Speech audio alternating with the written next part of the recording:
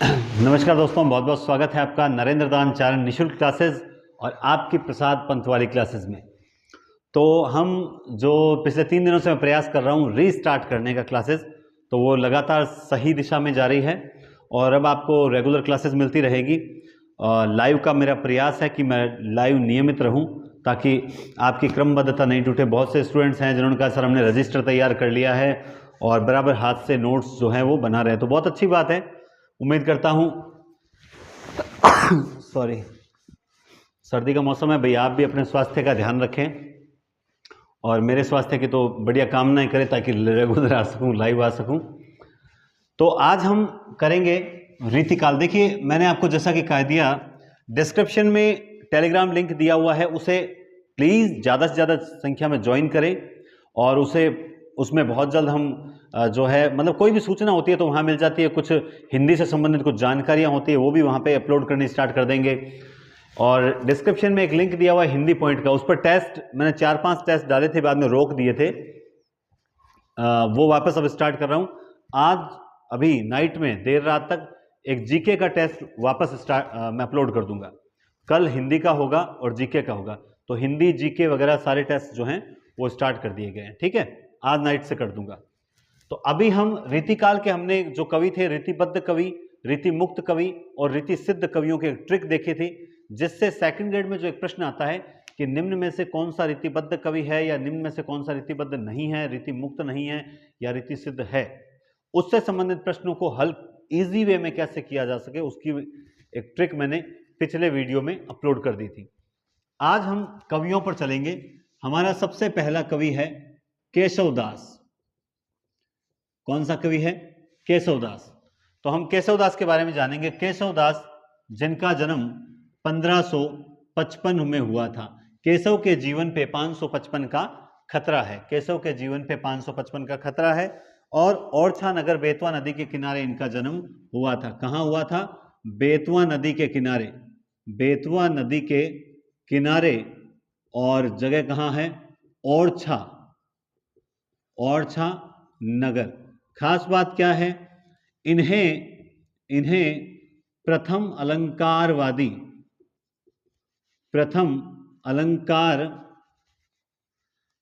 अलंकारवादी आचार्य कहा जाता है। इन्हें क्या कहा जाता है? प्रथम अलंकारवादी। एक एक जो पॉइंट्स जो जहां से आ सकते हैं वो सारे पॉइंट्स में बता दूंगा कि इनको प्रथम अलंकारवादी कहा जाता है। इसके अलावा इनको रीतिकाल का प्रवर्तक कहा जाता है। इनको रीतिकाल का प्रवर्तक कहा जाता है। किसने कहा है? श्याम सुंदर दास ने। किसने कहा है? श्याम सुंदर दास ने रीतिकाल का प्रवर्तक बताते हैं श्याम सुंदर दास। तो ये देखो सारी बातें हैं। एक सेकंड, मोबाइल में ये डिस्टर्बेंस वाला एक है ही, साइलेंट कर दो इसको। हाँ, इसके बाद केशवदास जो हैं वो देखिए महाकवि भी कहे जाते हैं, आचार्य भी कहे जाते हैं, महाकवि भी कहे जाते हैं, आचार्य भी कहे जाते हैं और इनको इतिहासकार, तीनों संज्ञाएं दी जाती हैं। महाकवि, आचार्य और इतिहासकार, ये तीनों संज्ञाएं इनको दी जाती है।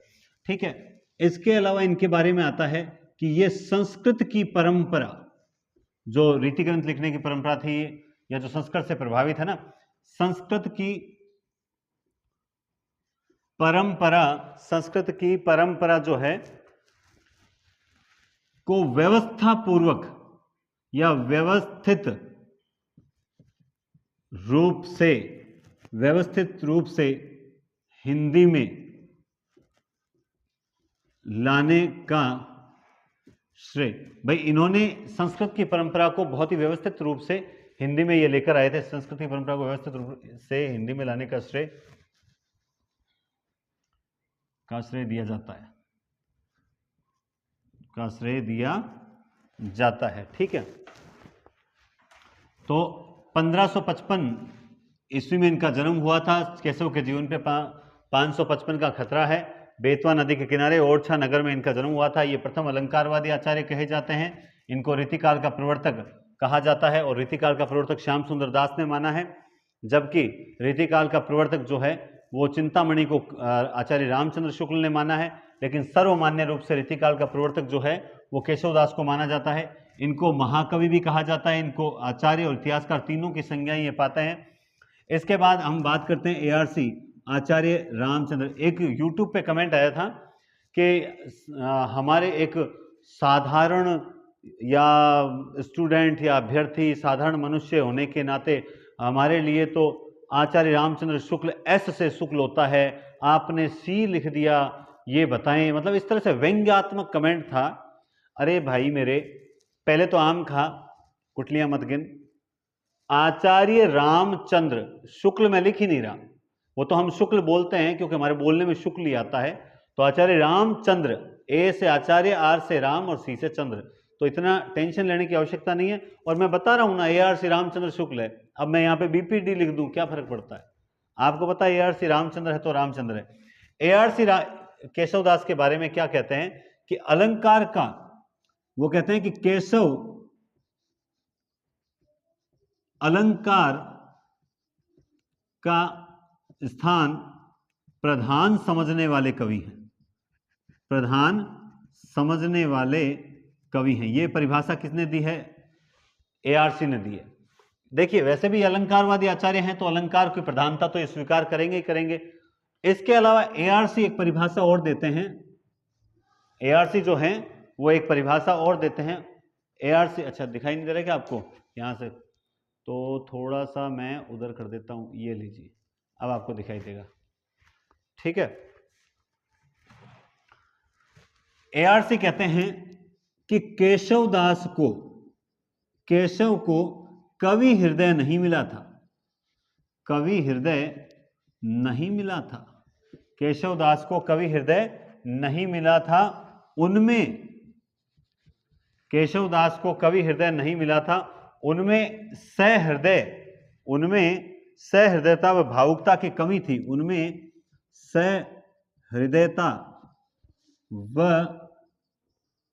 भावुकता, सहृदयता भावुकता भी नहीं थी, सहृदय व भावुकता भी नहीं थी, जो एक कवि में होनी चाहिए, जो एक कवि में, जो एक कवि में होनी चाहिए। उनमें सहृदयता व भावुकता नहीं थी, जो एक कवि में होनी चाहिए। तो कुल मिला के केशवदास को कवि का हृदय नहीं मिला था। ये परिभाषा भी जो है वो कौन देते हैं? ARC देते हैं। किन के बारे में देते हैं? ये देते हैं केशवदास के बारे में ये परिभाषा देते हैं। इसके अलावा एक परिभाषा मैं आपको यही बता दूं भाई, ये सीधी सी यही बात आती है कि केशवदास को कवि हृदय जो है वो नहीं मिलेगा। लेकिन एक साथ में एक ARC एक बात और कहते हैं, वो ARC की बात ये कहते हैं कि केशवदास को, केशव को सर्वाधिक सफलता, सर्वाधिक सफलता जो है वो संवाद योजना में मिली थी, संवाद योजना में मिली थी। केशवदास को सर्वाधिक सफलता संवाद योजना में मिली थी। तो ये बात भी बहुत इंपॉर्टेंट है कि केशवदास को सर्वाधिक सफलता जो है किस चीज में मिली थी? तो वो मिली थी संवाद योजना में। इसके अलावा आपको पता है कि क्या कहते हैं कि एक ARC परिभाषा और है, क्या परिभाषा थी? हाँ, यहां नीचे दिखाई दे रहा है कि नीचे लिख दूं? नीचे दिखाई बोर्ड, हाँ नहीं, इससे ज्यादा नहीं लिखो, यहां लिखेंगे अपन, है ना, यहां लिखेंगे कि केशवदास में प्रबंध काव्य, केशवदास जो है उसमें प्रबंध काव्य को लिखने की न तो अनुभूति थी और न ही शक्ति थी। केशव में प्रबंधात्मक रचना करने की ARC कहते हैं, ARC कहते हैं कि केशव में, केशव में प्रबंध, प्रबंध काव्य लिखने की, लिखने की न तो, लिखने की न तो अनुभूति थी और न ही शक्ति थी। केशवदास में प्रबंध काव्य लिखने की न तो अनुभूति थी और न ही शक्ति थी। प्रबंध काव्य रचना के योग्य केशव में कोई तो अनुभूति नहीं थी और न ही उनमें क्या थी? कोई भी शक्ति नहीं थी। क्लियर बात है? ये हो गई 5-6 बातें। देखिए, प्रथम अलंकारवादी आचार्य हैं रीतिकाल के प्रवर्तक हैं, श्याम सुंदर दास ने माना है, महाकवि हैं, आचार्य इतिहासकार हैं, संस्कृत की परंपरा को व्यवस्थित रूप में हिंदी में लाए थे, अलंकार की प्रधानता समझते हैं, केशव को कवि हृदय नहीं मिला था, उनमें सहृदयता व भावुकता भी नहीं थी जो एक कवि में होनी चाहिए। केशव को सर्वाधिक सफलता किसमें मिली है? संवाद योजना में मिली। छोटे छोटे प्रश्न है, सेकंड ग्रेड के लायक, वेरी वेरी इंपॉर्टेंट है। केशव को में प्रबंध काव्य लिखने की, मतलब प्रबंध काव्य लिखने के न तो वो योग्य थे, या जो प्रबंध काव्य लिखने के लिए जो योग्य अनुभूति की आवश्यकता थी वो भी नहीं थी, और न ही उनमें शक्ति थी। ठीक है, तो ये बात तो हो गई। अब बात करते हैं इनकी रचनाओं की। अब बात करते हैं इनकी रचनाओं की। देखिए, रचनाएं इनकी बहुत इंपॉर्टेंट है और बहुत ही सटीक रचनाएं हैं। ध्यान से देखिए, सबसे पहले आती है रसिक प्रिया। कौन सी रचना है? रसिक प्रिया। दूसरी रचना जो इनकी आती है वो है रामचंद्रिका। वो कौन सी है? रामचंद्रिका। तीसरी जो आती है वो आती है कवि प्रिया। ये तीन ही रचनाएं वेरी वेरी इंपॉर्टेंट है। हालांकि इसके बाद में रतन बावनी, वीर सिंह देवचरित, हम और रचनाएं भी लिख देते हैं, रतन बावनी, ठीक है, उसके अलावा वीर सिंह देवचरित, वीर सिंह देवचरित, विज्ञान गीता, वीर सिंह के आगे ना, वीर सिंह के बाद विज्ञान गीता, जहांगीर जस चंद्रिका, दो रचनाएं और आएगी। विज्ञान गीता सातवीं आ जाएगी, जहांगीर जस चंद्रिका, ठीक है, विज्ञान गीता आ गई, जहांगीर जस चंद्रिका आ गई। और इसके अलावा कौन सी आ जाएगी भाई? इसके नखसिख और छंदमाला, हाँ ठीक है, एक 8वीं आ जाएगी नखसिख और एक आ जाएगी छंदमाला। ये देखिए, ये रचनाएं हो गई। यहां तक ये भी कोई खास बात नहीं है, ये भी कोई खास बात नहीं है। मेन जो चीज बात है, रसिक प्रिया 1591 है, तो फिर रामचंद्रिका जो है वो कब लिखी गई थी? कमेंट बॉक्स में आप जरूर कमेंट करें और बताएं। देखें, सबसे पहला कमेंट जो है वो वीडियो अपलोड करने के बाद या रिकॉर्ड करने के बाद किसका आता है वो जरूर बताएं। बताओ, देखें, ये तो देखो 1601 है, ये भी 1601 है, ये 1607 है, ठीक है, और विज्ञान गीता मेरे ख्याल से 1610 होनी चाहिए, है ना? विज्ञान गीता थोड़ा चेक कर लेना, 1610 होनी चाहिए, शायद 10 ही है, ठीक है। विज्ञान गीता आपको क्या देखना है? देखो, रसिक प्रिया, इसमें 16 प्रकाश हैं, इसमें 39 प्रकाश हैं, इसमें 16 प्रभाव है। क्या मैंने सही लिखा है? क्या आपको यह बताना है, क्या मैंने सही लिखा है या नहीं लिखा है? बिल्कुल मैंने सही लिखा है। ध्यान से समझें, रसिक प्रिया जो है उसमें 16 प्रकाश हैं। कितने प्रकाश हैं? 16 प्रकाश। ध्यान से देखें, रसिक, जहां क है वहां क है, और जहां व है, कवि प्रिया में व है, वहां प्रभाव व है। मतलब व में व है और क में क है, तो कंफ्यूज मत होना। 16 किसमें है? रसिक में 16 प्रकाश है और कवि प्रिया में 16 प्रभाव है, रामचंद्रिका में 39 प्रकाश है। ये तीनों इसीलिए इंपॉर्टेंट रचनाएं मानी जाती है। 1591 में 16 प्रकाश, 1601 39 प्रकाश रामचंद्रिका, और कवि प्रिया में 1601 की है, इसमें 16 प्रभाव है। ये रतन बावनी 1607 में है, और विज्ञान गीता जो है वो 1610 की रचना मानी जाती है। बात समझ आई? ठीक है, देखो ये जो रामचंद्रिका है ना, इसके बारे में एक कथन है एआरसी का। रामचंद्रिका के बारे में क्या कथन है? एआरसी का कथन है। किसका कथन है? एआरसी। वो कहते हैं कि रामचंद्रिका, एआरसी कहते हैं कि रामचंद्रिका यद्यपि एक प्रसिद्ध ग्रंथ है। वो क्या कहते हैं कि रामचंद्रिका यद्यपि एक प्रसिद्ध ग्रंथ है, किंतु केशवदास जो है ना, केशवदास उक्ति वैचित्र्य और शब्द क्रीड़ा के प्रेमी थे। शब्द क्रीड़ा के रामचंद्रिका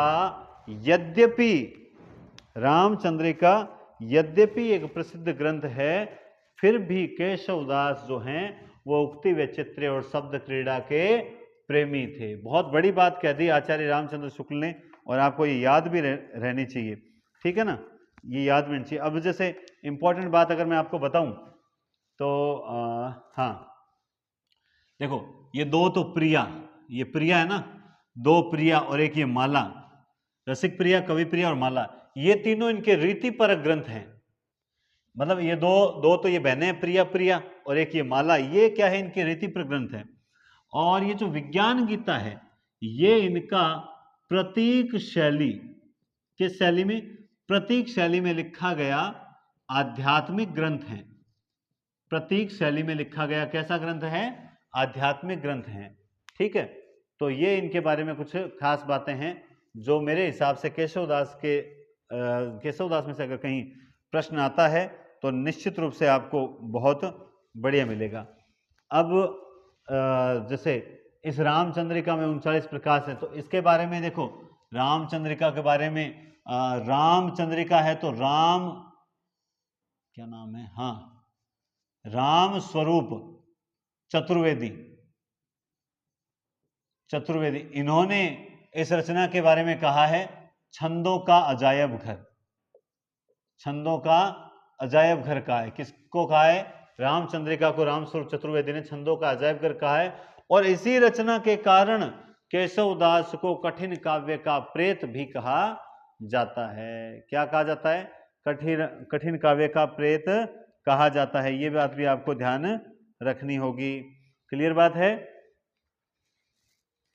ठीक है। तो ये देखो दोस्तों, मेरे हिसाब से आपको केशवदास बढ़िया तरीके से समझ आ गया होगा। केशवदास 1555 बेतवा नदी के किनारे ओरछा नगर में इनका जन्म हुआ था। प्रथम अलंकारवादी आचार्य है, रीतिकाल का प्रवर्तक श्याम सुंदर दास ने माना है।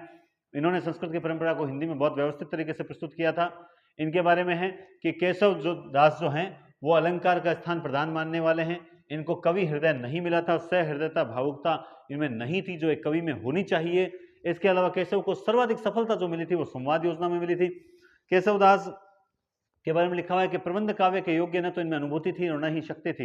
इनके ग्रंथों की अगर बात की जाए तो सबसे पहले आता है रसिक प्रिया, उसके बाद आता है रामचंद्रिका, रामचंद्रिका के बाद कवि प्रिया, कवि प्रिया के बाद रतन बावनी, रतन बावनी के बाद वीर सिंह देवचरित, वीर सिंह देवचरित के बाद में विज्ञान गीता, विज्ञान जहांगीर जस चंद्रिका, नख सिख और छंदमाला।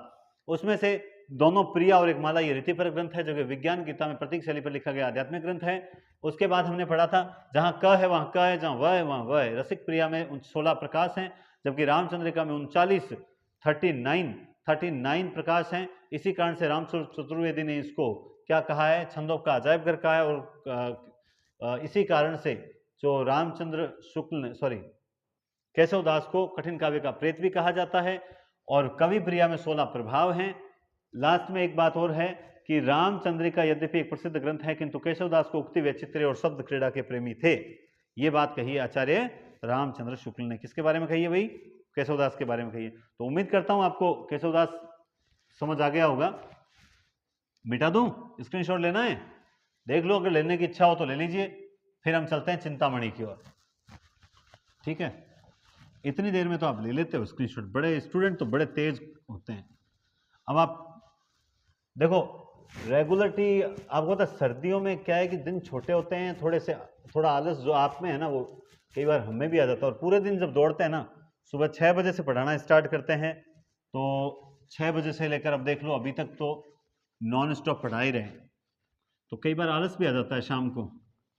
फिर भी सोचते हैं कि कुछ स्टूडेंट ऐसे हैं जो वेट करते हैं और शायद उन जरूरतमंद भाई बहनों के कारण ही इच्छा करती है कि नहीं, थोड़ी देर और उठ, एक क्लास लेकर आ, हो सकता है इस क्लास में से एक प्रश्न भी अगर उनके आ गया तो निश्चित रूप से, अगर एक क्लास में से अगर मान लो एक प्रश्न भी अगर आ जाता है यूट्यूब पर कि एक जो क्लास है अपलोड उसमें से, तो निश्चित रूप से आपको फायदा होगा, है ना। तो ये केशव दास आपका कंप्लीट है। अब चिंतामणि करते हैं हम, चिंतामणि और मतीराम। चिंतामणि ने पूरी पूरी चिंता की थी, हम अभी बात करेंगे, और फिर हम करेंगे मतीराम चोर है। सर आप ये क्या बोल रहे हो मतीराम के बारे में? देखो मैं तो कुछ नहीं बोल रहा हूं, मैं तो सिर्फ हास्य के साथ आपको पढ़ाने की कोशिश कर रहा हूं। हाँ जी, ठीक है ना। तो आपके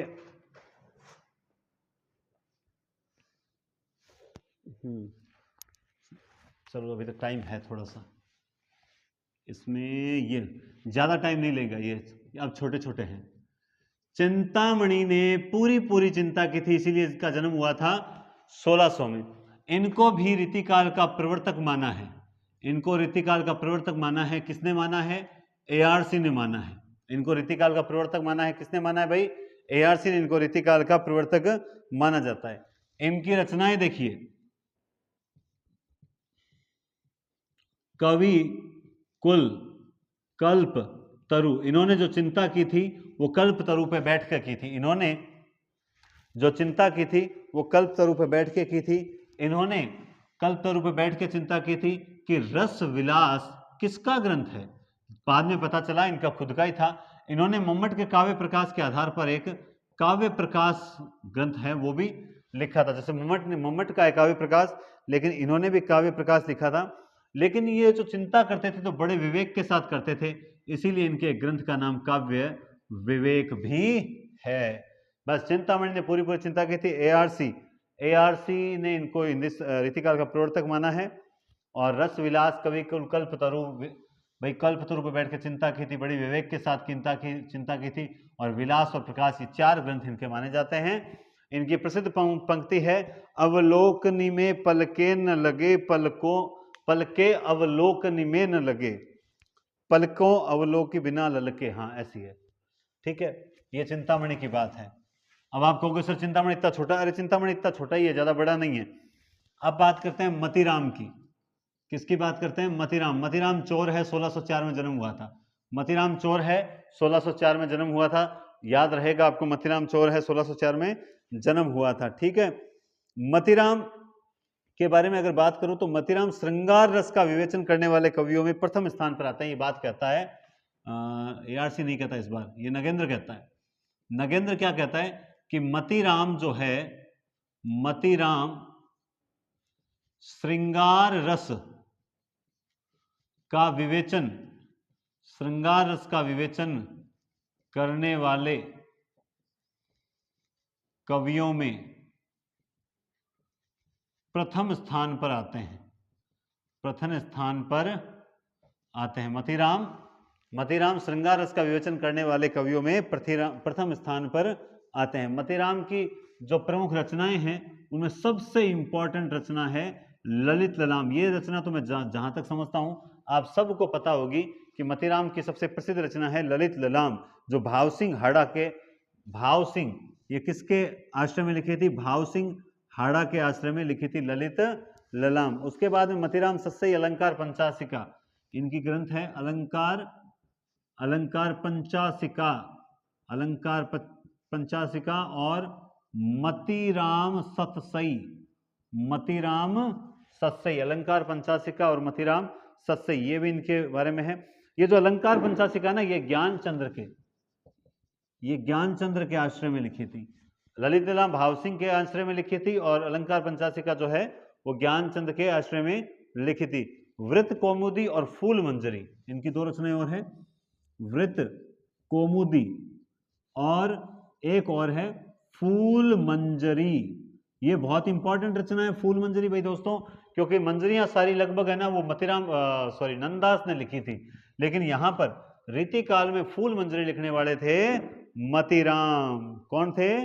मतीराम थे, ठीक है। तो ये था अपना मतीराम। अब बात करते हैं भूषण की। भूषण की। भूषण मेरा नहीं तेरा है, 1613 में भूषण का जन्म हुआ था। मूल नाम क्या था भूषण? इनका मूल नाम था घनश्याम दास। इनका मूल नाम था घनश्याम दास, भूषण इनकी उपाधि थी, भूषण इनका नाम नहीं था, इनका नाम था घनश्याम दास। और ये किसके अनुसार, देखो ये बात कहते हैं डॉक्टर नगेंद्र और विश्वनाथ जो है ना, विश्वनाथ प्रसाद मिश्र, इनके अनुसार इनका मूल नाम क्या था, घनश्याम दास था।